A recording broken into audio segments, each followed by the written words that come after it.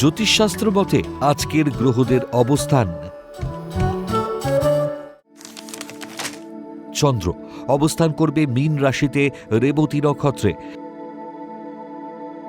একই স্থান মীন রাশিতে শনি অবস্থান করবে উত্তর ভাদ্রপদ নক্ষত্রে। চতুর্থ স্থান মিথুন রাশিতে বক্রী বৃহস্পতি অবস্থান করবে পুনর্বসু নক্ষত্রে। ষষ্ঠ স্থান সিংহ রাশিতে কেতু পূর্ব ফাল্গুনী নক্ষত্র অবস্থান করবে।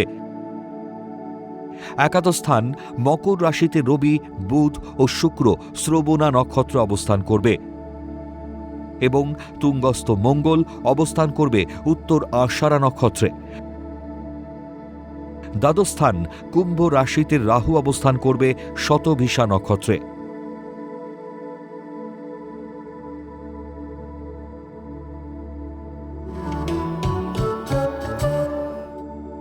আজকের দিনে জন্মগ্রহণ করলে রাশি মীন, নক্ষত্র রেবতী, তিথি শুক্লা সপ্তমী,